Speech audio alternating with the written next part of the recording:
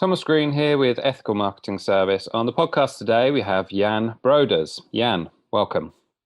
Thank you so much. Thank you for having me. It is my pleasure. Would you like to take a moment and tell the audience a bit about yourself and what you do?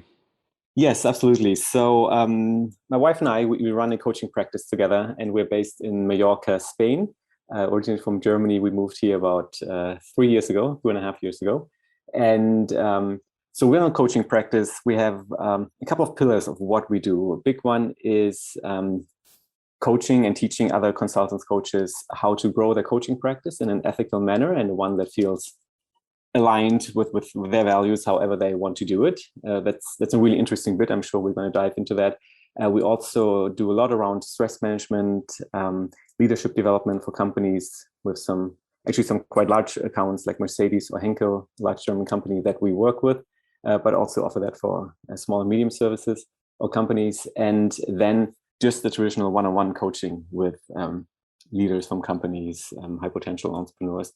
That's just straight on coaching. Yeah. So there's a couple of things that we offer. A lot to follow up on there.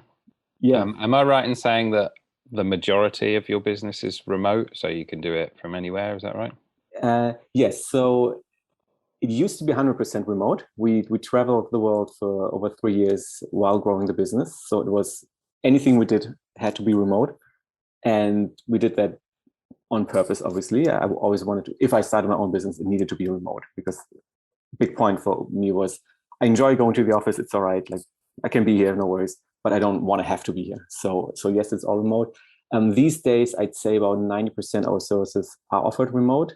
There's a couple of clients here on the island, but especially with COVID and everything, much of what was in person, like talks and workshops and stuff, it all was moved to remote. And it looks like it's staying that way as well, with companies offering to their employees to work from home. So yeah, remote work is something I'm passionate about for very selfish reasons.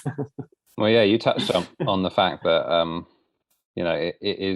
it has become more common. And as a remote business, is there anything that you would want to share about best practices or anything that you found that works well?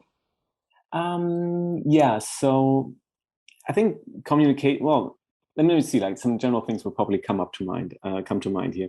What I noticed is communication again is a lot more important than with in-person things, because you don't have the in-between nods or reading body language or things like this, or just quickly clarifying something on the way to the bathroom or on the way to the coffee machine, or so, things like that. So things have to be like super, super clear.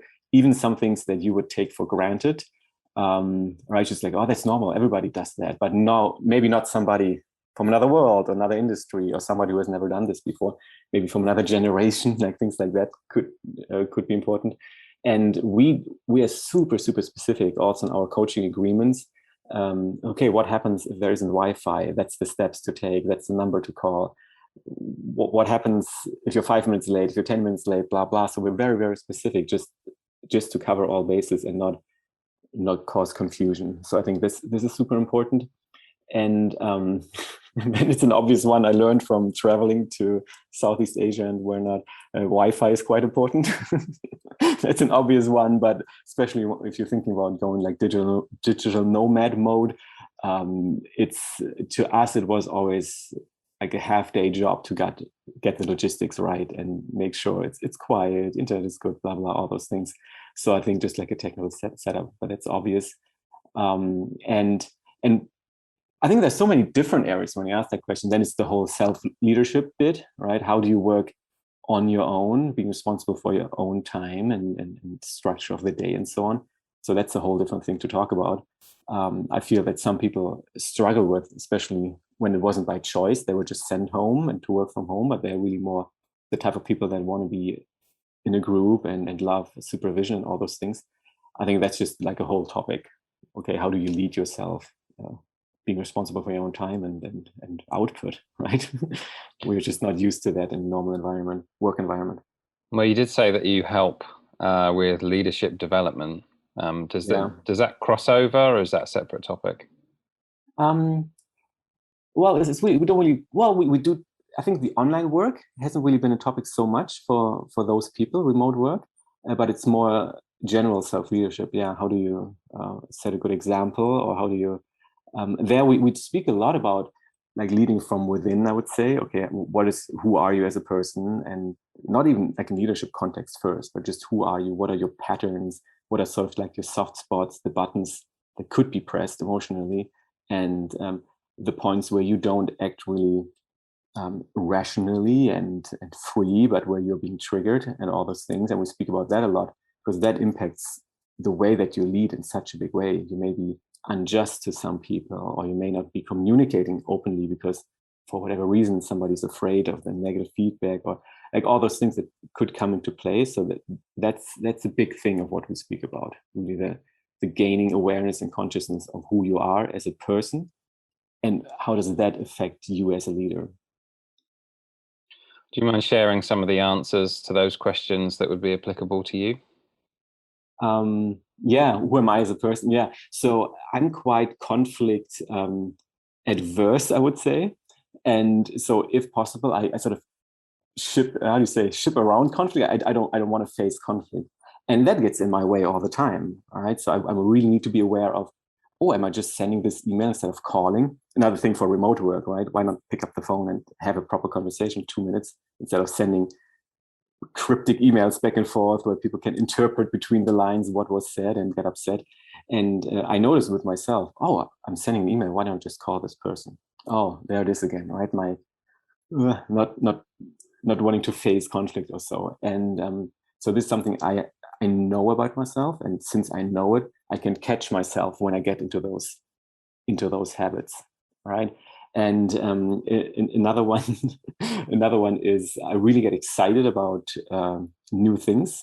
So if there's like a new project, oh my god, it's amazing! For the day, it's just the best thing ever, and it's going to change the world. And then the next morning, it's like, oh, yeah, it sounds nice, but then it's a new idea, so I get excited about that again. So since I know about this, I just don't interpret too much into my excitement on the first day. I said, okay, let me just sleep a night over it.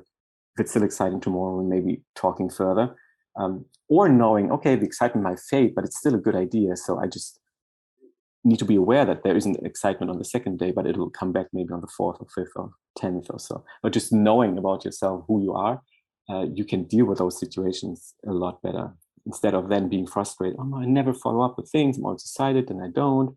Right? Okay, but if you know that and you catch yourself, then you can do something about it. Just like with the conflict adversity that I have. I just want it to be harmonious. And what I love to do in coaching also with people is you can always use those things to your advantage, right? There's also strength within all these things. So I'm really good at conflict resolution with companies. So I go into companies sometimes when there's conflict because I hate that there's conflict and tension in the room, and I just want it to be harmonious. And so I'm good to find like be diplomatic about things, find compromises, common ground, and get people back on the table and have them speak about it.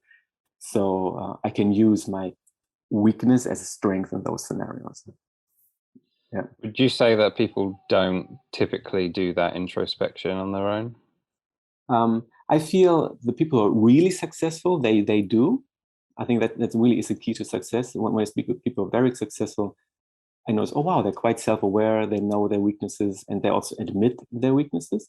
I feel people who are more in the, well, they're still successful in general terms, but sort of middle or middle high management or so, but not bored or so. Some of them lack that, and that's the reason why they do not advance, right? Because they're still being perfectionist about things, still people pleasing, but that'll get in the way for the last step of the ultimate career ladder move or so. All right. So some people, they may do it a little bit, but to be really successful, I notice people who aren't fully successful, not 100%, that's usually where it lacks. So to give people an idea, what's a typical inquiry look like for you when people reach out? Could be, okay, just recently one, that's a good one. Okay, a manager had a conversation with the superior, the VP or whoever that was. And the manager said, oh yeah, this was like the yearly review thing. Okay, this year I was really tough. Yeah, I don't think I did quite well. You never really praised me or never said anything that was well done. And then the VP said, wait, I'm seeing totally different. It was an amazing year. And this and this and this. Those were all moments when I said how good you were doing and how satisfied I am with you. And then they just realized in that moment, oh, he has so much self-doubt and insecurity about himself that he couldn't even see how well he was doing and didn't even hear all that praise. Right. And then they noticed, okay, yeah, that'll get in, or it is getting in your way because you're making yourself smaller than you are. Why don't we hire a coach and have him and you look at what's going on? Why is there so much insecurity? Because there's no reason for that, at least professionally. So it's deeper and it's on another level, right? So that was a recent one. Another one could be somebody is being given a new team or is moving into a new role, and they say, okay, you've never had to manage that many people. Why don't you get support and reflect what you're doing, how you're leading, and sort of look at yourself, because it's just a new role and it'll be uncomfortable and you'll have many questions. Yeah, that could be another one. When I speak about the conflict resolution, could be current project we're doing is between the owner of a company and the managing director. They're just not getting along so well, or they notice, well, it's the team is giving the feedback, hey, you two really need to get on the same page. It's starting to get annoying for all of us. And so now we have this program for the two of them. Yeah. Regarding the second one of becoming a new leader, have you got any thoughts on that you would share? Yeah, so there really it sort of comes back to the, okay, who is this person, right? Like what's who is she? Who does she want to be as that's a woman in that case. Who does she want to be, and how does she see herself in that role? And then also just noticing, okay, what is it's quite, I'm speaking quite generally now because like what is coming up for her? It's sort of difficult to explain more specific terms, but what is she nervous about? How is she dealing with feedback? Maybe specific situations. She took over a sales team with very seasoned salespeople, men, and she's this young woman in her early 30s. Okay, how do you deal with them not being on board with you or criticizing you or just sitting there, with their arms crossed and saying, yeah, what does she have to say? And so we can reflect on those things and who she wants to be in those situations. And regarding the manager not getting on with the owner, what springs to mind there? To me, I think that's one of the, and that's interesting again, what you said, okay, what's for me, it's the whole harmonious thing. To me, it's very interesting because I dislike the harmony, right? So I'm really passionate about this project. And just with almost everything in life, it comes down to communication, right? It's just like, wow, you two really haven't talked, have you? It's like, if I was interviewing them separately, they could be speaking about two different teams, two different companies. You wouldn't think they work in the same place because they view the environment so differently and they haven't really talked much about it. So it's really a lot about getting them on the table and having a conversation that is, it can be emotional, yes, but at some point it needs to be a bit more rational and about the content, not just, oh, but you said this, and not blaming and all that. But it really always is about communication when it comes to those conflicts. And that to me is just always fascinating because the solutions are quite simple. So yeah, in the end, you both want the same thing, right? It's not like one wants to run the company to the ground and one wants to have a successful business. They both want the same thing, but they haven't really talked at all. Yeah. Well, you mentioned the remote thing is very important to get communication right. Yeah. How does that vary if you're in a physical office, for example? What do you recommend for good communication? So what I'm noticing in businesses, whenever we do team workshops, trainings, or conversations like this, the conflict resolution bit, everybody always says, oh my God, it felt so good to talk. And you really learn a lot about things. You learn a lot about the others. And it was really good to talk about these few things. Just tiny bits. How should we handle this situation? How should we handle an inquiry like this or an inquiry like that? It's really good to talk about those things. That's what people say. And it's just so obvious. And then, but it never happens because everyday business, like the operational everyday business, is just always more important than taking a step back, having like a bird's eye view of what we're doing. So again, the most important thing is to have a schedule time away from oh, we need to talk about this case, but just general communication time, however you want to call those, and actually stick to them, because oftentimes the first thing that's being dropped, it's like every client call is more important in the moment, but it's just, oh yeah, those general meetings. But to actually have a time to converse and to speak without a specific day-to-day topic, because that's what everybody speaks about, right? Oh, how should we handle this case? Oh, this customer complained. Oh my God, we need to act fast. Oh, like the house is on fire. Like we always talk about those things, but never about more general, and that's the first thing that's being dropped. So this is what I'm noticing, what's really important and what's oftentimes missing. It's super simple, but it's also natural that it's being dropped because we think, oh my God, it's so important now to speak about this complaint or so, right? So would you say weekly team meetings to maybe just focus on how can we be better? Is that an accurate conclusion? Yeah, like an exchange, and if it's weekly or bi-weekly, or if it's even several times a week or so, but twice a week. But the general thing, okay, what's going on? How are you doing at the moment? What do you see? What is happening? What would you want to do differently? I was like, oh, okay, right, that's interesting.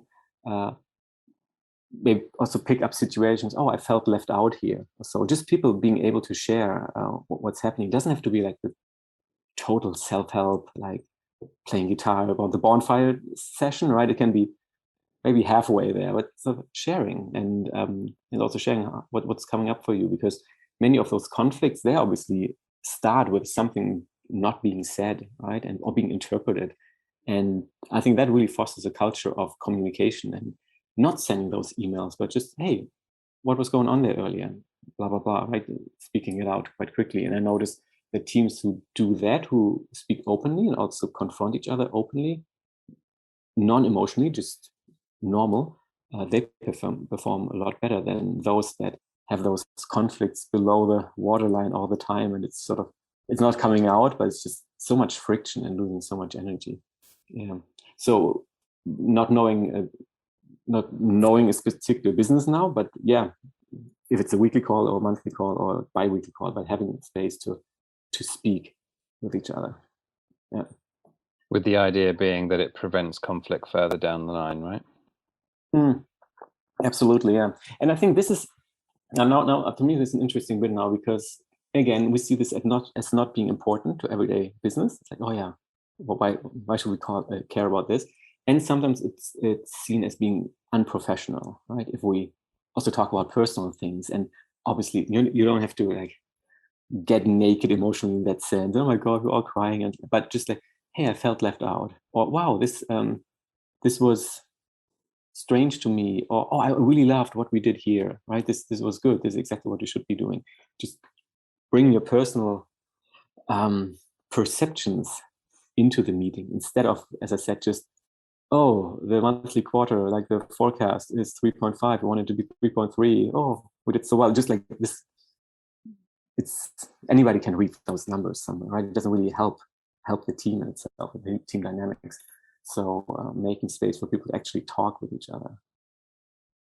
Yeah, and creating culture ideally where everybody feels safe to also share what they like, what they dislike, right? And that again is interesting. Now, the questions that you ask, you can only do that, and also as a leader, only hold that space, provide that room, if you are quite clear. If you feel criticized all the time and you're constantly trying to avoid criticism because of whatever reasons you may have, then you will never feel comfortable providing that space, right? And you would never want to. But if everybody's sort of centered and free of those childlike emotions, it's just a normal conversation to be had, right? And that's why I feel this introspection and clearing of your own shit is quite important. Yeah. Well, in doing prep for our conversation, one of the topics which I found to be, let's say, an area of expertise for you, stress management was something that came up regularly.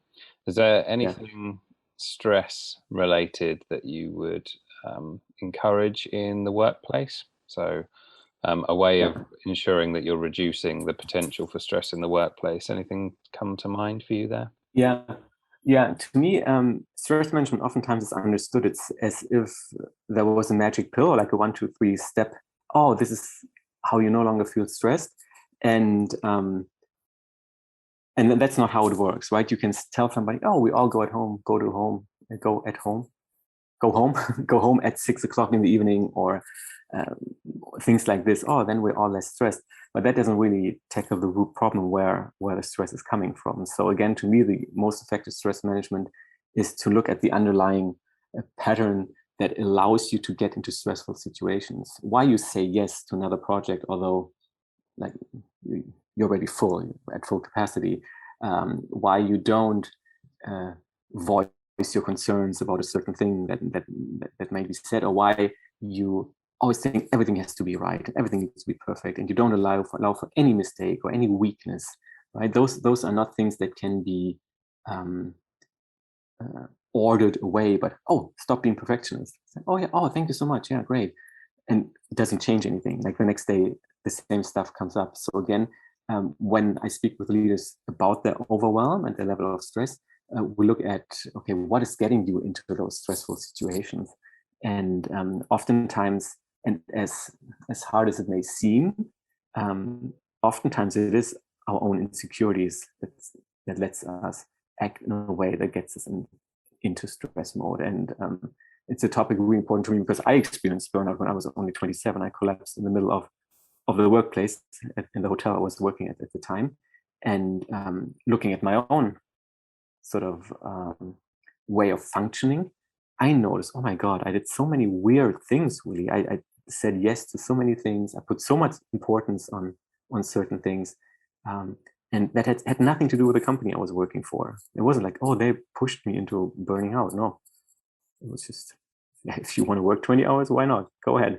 It's up to you, all right?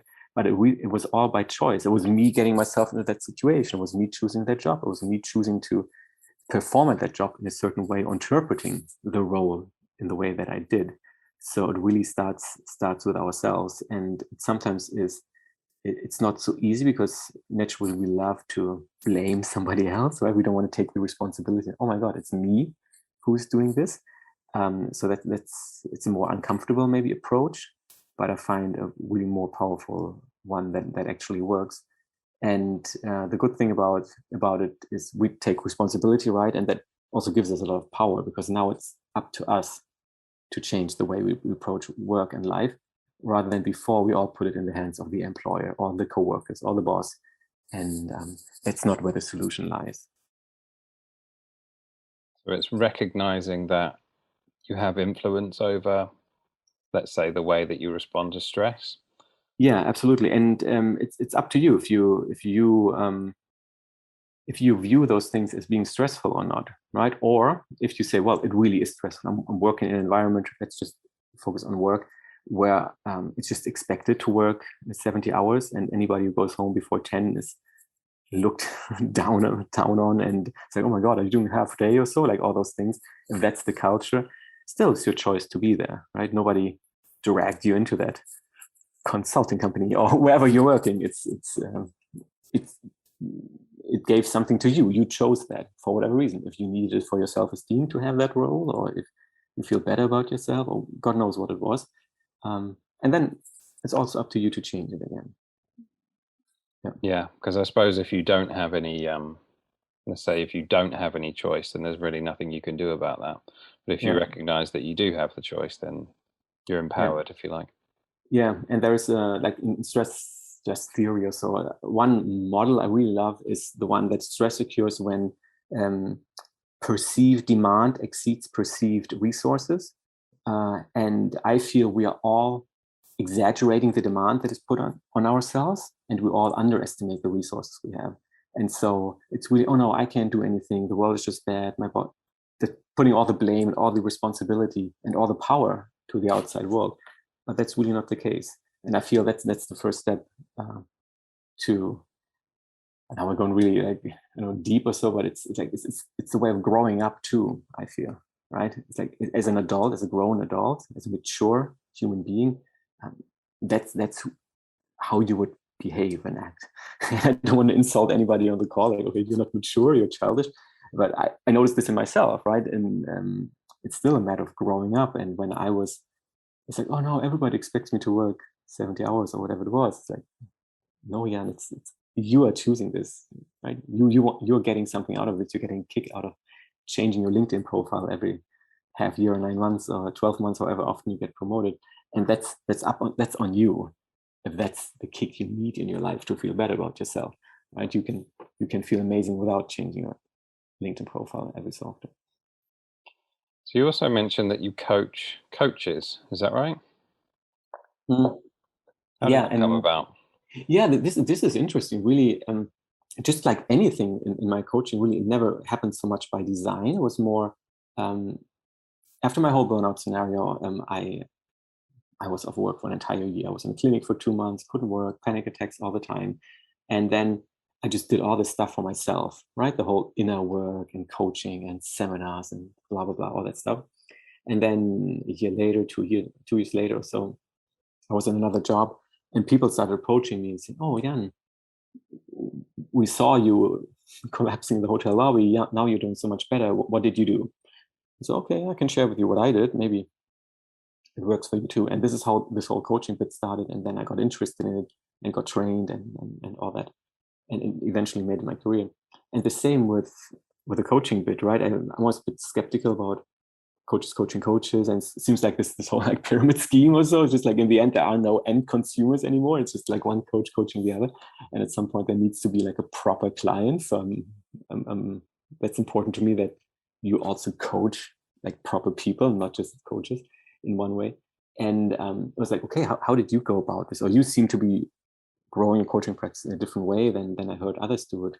Can we have a talk or so?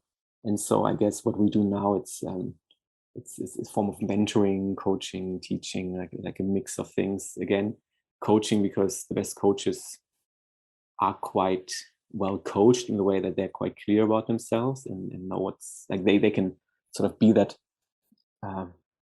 blank space or so when speaking with clients. They don't project all their own shit on their clients and make weird suggestions or so. And that's why it's important for coaches to be coached, in my opinion. And then we speak a lot with them about how they want to grow their business, what type of business they want to have. Because again, to me, there are probably some 1, 2, 3 step systems that work for some people, but maybe it's not ideal for you. So let's find out what your system would be. Yeah. So we dive into that as well. And have you got any, let's say, favorite case studies of, let's say, someone you've coached and made a big impact on their life? Yeah. So, well, I mean, a really good case study would be somebody. Okay, that's like the ideal thing, right? Somebody, no clients, I don't know, 800 euros on the bank, and then signing a 50,000 euro client a year and a half later or so. I mean, that's just the poster child sort of case study you want to put everywhere. It doesn't happen to every single coach we work with, and a lot of different factors come into play for this to happen. But I would say most coaches that we work with, they do find their own unique way of how they want to work, and they find a way to grow that practice. And what I do notice is that at least the people we work with, they're quite well trained when they come. It's not like we're teaching them how to coach so much, but most of them, I think the record holder had like 10 coaching certificates, right? So she knows what she does professionally and theoretically, but she wasn't, up to that time, she wasn't able to make it her own, to find like a way of speaking with people that really felt authentic. It was always like, oh, okay, Thomas, so you just said this. Oh, let me think. Okay, method. Oh, this question I have to ask now. And then when you say this, I ask that question, and it just feels weird. And the client also like, am I talking to a robot? I might be filling out a worksheet if that's what the session is about. So we help them sort of developing their own style of coaching. That's always quite fulfilling. And one thing that we're passionate about and is what we call like ethical enrollment, right? So it's also how I grow my practice, which is mainly invitation and referral. I'm not against any online marketing, so it's like this what you're really into it, but I do some social media, and I love to do it a bit more now, because now I feel inspired to do it. We didn't do anything for 3 years or so, because didn't feel right with our children at home. Was just, I don't want to be on the phone all the time and posting stuff. I just don't want to do this at all. And I think we developed quite a good system or mindset for ourselves how we do that. And I'd say in that way that the main rules or so would be, okay, any conversation that you do is a coaching conversation, and we don't do any sales conversations per se. We don't do any 15-minute strategy sessions, any of those things, but any inquiry is treated as, okay, this is a coaching conversation.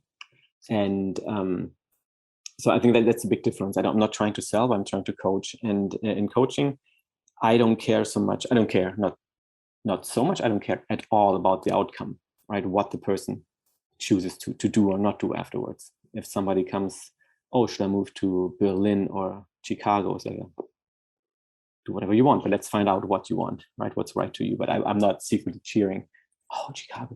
Hopefully, I love Chicago Bears. I hope he moves there, right? And the same with those enrollment conversations. Is the question there would be, are we a good fit? Should we be working together or not? And I need to remove myself from the equation enough to not care about it, but to just find an honest, authentic yes or no with the client. And if the client says, oh, it's a no, this is not right for me, whatever you're doing here. Okay, amazing. We've reached our goal. It's a no, and you can move on. I refer somebody or whatever it may be. Or if it is a yes, then okay, amazing. You found your own answer. It is a yes, you want to embark on this journey, and let's move on. But I think that's the big step. And again, it's funny enough that we talked about it earlier. You need to be able to remove yourself from that. And so you need to be clear of your own issues or insecurities. Or so you need to be okay with somebody coming up with a clear no to working with you, right? If you are not able to do that, you won't be able to serve them in a most authentic way. So ethical enrollment in this context is detachment from outcome. You're having a coaching call to help them try and determine whether or not it would be good for you both to work together. Yeah, and one thing that we're really big on, and this sort of like the way that we develop for ourselves, many people have taken on too, but we always work with somebody for 2 weeks before even offering to work with us. So I want to test if working with a client is as enjoyable as I expected it to be. From there is an initial conversation, blah blah. This is what it looks like. Of course, you have to sort of talk at some point. That there has to be this one initial thing, but then we always do. Okay, let's do a 2-week. We call it Kickstarter program. You can call it anything you want. Let's try it out for 2 weeks, and then the client really gets to know you in your professional role, rather than, oh, Jan is nice, like he lives in Mallorca, I go on vacation there, so yeah, let's do this. But that's not the right reason. You shouldn't be coaching with me because I live in Mallorca. It should be experiencing the work. And after those 2 weeks, we can determine, are we good fit, both of us? Do I like working with the client? Does the client like working with me? And we will know what type of work this person needs. In the beginning, I can come up with an amazing program. I call it, oh, this is the Rockstar Coaching Stress-Free in 3-week program. But I don't know if that person needs that. I have no idea. Maybe this person needs 6 weeks. Maybe this person needs a year. Maybe we should talk every month or every week. I have no idea. But I may know after those 2 weeks, at least I have a better idea. Right? So this is how we don't sell somebody something, but we continue the journey. Like we start to go on a journey together, and then we continue it in the most beneficial way for the client. Yeah. And we have to see like how this can apply to other industries. Of course, in coaching, it would be quite easy, but you have to see like what bits may be applicable to a marketing consultant or so, right? Maybe some things are applicable, maybe some things are like, oh no, it works different in our industry. But the idea would be you always continue the work rather than selling to start the work. Interesting. I like the concept. Yeah. And this now, of course, somebody will say, oh my God, 2 weeks for free? Like, are you crazy? I can't be like giving away my work in 2 weeks. They will know everything they want to know, so they don't have to book anything else.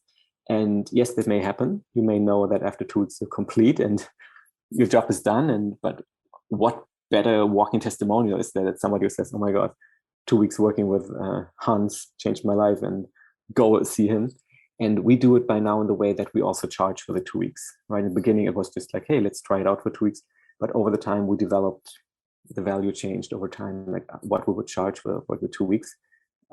And anybody can also determine how they would want to do it, right? What feels right to you if you don't feel comfortable giving that away, which I understand, and depends on where you are on your journey too. I think if you're just looking out to get any clients, you may don't want to charge 20,000 for 2 weeks, but be a bit more humble and say, hey, I'm happy to help. Right? Somewhere in between, like the spectrum is quite wide. So what are your goals for your business, and then also anything else that's important to you at the moment? Oh, interesting. So my goals at the moment, I want to work more with some companies. I would love to do more talks and workshops within companies. So we have a few clients I'm quite proud of, right? Mercedes, or like the luxury real estate agents, England Volker. So we have quite good clients, you would say, like reputable clients with good names. I would love to do more there. I would also love to move more into the US in the corporate market. So far, our clients are 50% US, 50% Europe, mainly Germany.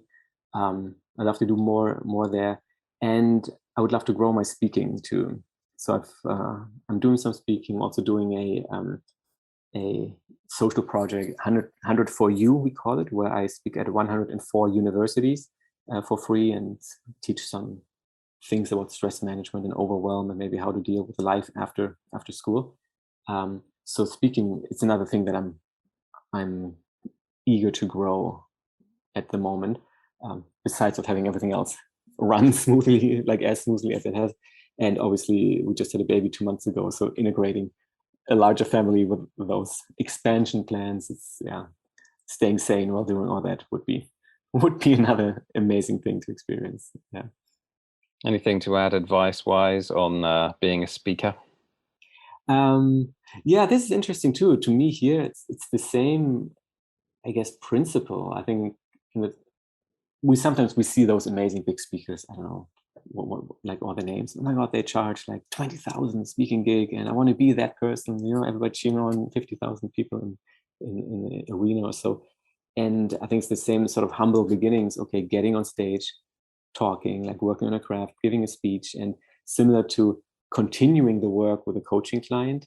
This is how I've approached it so far. Also, the whole corporate gigs. Offering to do a talk, offering to do workshop, and most companies they are eager to get some interesting speakers for their lunch and learn, their breakfast and learn. How do they call it? The startups call them beer and learn because they're a bit cooler than the big corporations, right? They say, hey, beer and learn, and then you always get the chance to do like a 30-minute inspirational talk, or just like a little how do you call them, impact session or something like on your topic, whatever if you're a lawyer or a marketing consultant or a coach, right? And I think this is also a good way, similar to coaching, get your foot in the door and just offer some value, and then you can then go into, hey, should we continue this, right? Rather than approaching somebody who's never seen you, hey, you want to buy my service? Like, no, I don't, sorry, but good luck. But oh my God, this was quite cool. People like this. How can we continue this work, right? I think that's a lot better approach, and again, in my way, it's ethical, it's humble. I know it's just human, right? People will respond to that a lot better, in my opinion. And this is also what, of course, the 100 for you, like strategy-wise, it's something I'm passionate about. That's really important to me because of my own history and burnout and all. But of course, also, if I imagine if I've spoken at 100 universities, like I'd have to be an idiot for nothing else to come out of that, right? I would have to be the worst speaker ever to not something develop from that, right? If I'm speaking on 104 stages, something will be created. So this is how I like to approach things, and just like as a bit of inspiration to any upcoming like coaches, consultants. This is also something I did with my coaching practice when I then decided, okay, I want to move into coaching. This is really interesting to me. I want to do more of it. I offered 100 conversations. Did I have a good name for this? Like 100 for you? I don't think so. I just call it 100 calls or so. And I actually managed to do this in 90 days. So I had on average a call a day, call point something. And this was amazing. Good things came out of that, right? It was just, after 100 conversations, who you want to work with more or less, and not just in theory, but you've actually talked to people, because I guess anybody in entrepreneurship, they they do the whole dream client bit, or like ideal client, avatar, blah blah, all those things. But this is all theory, right? Oh yeah, I want to work with, I don't know, rich people who pay me a lot of money. Like, okay, but you really get to speak with people, get to experience with them, even if it's just an hour of a conversation. And I had a quite good idea. Do I want to work with men or women or old or young or blah blah blah. And so, yeah, to put it all in a nutshell, I think it's a lot about playing, trying out, but also just offering and giving, and then something good will come out of it. Reciprocity. I like it. Is there anything that you would like to mention that I haven't asked you about today? Oh, good thing. Yes, and when we speak about, I think the whole ethical enrollment bit, there's a couple more things that I'd love to mention that are important to me. So one is, I also have those like 10 golden rules or so, right? That I've written down, okay, these are the rules that I like to follow. That people also can download on my website as like it's an ebook, but I'll go through one that's important to me, that's super counterintuitive and nobody ever does. It's questioning the no and questioning the yes. So if somebody, okay, we go through this whole process, hey, should we work together, blah, blah, yes.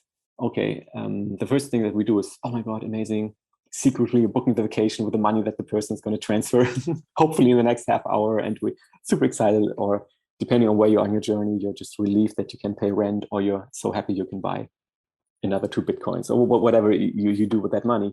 And like an interesting bit would then be to okay, amazing, you want to work together, let's speak again tomorrow. Right?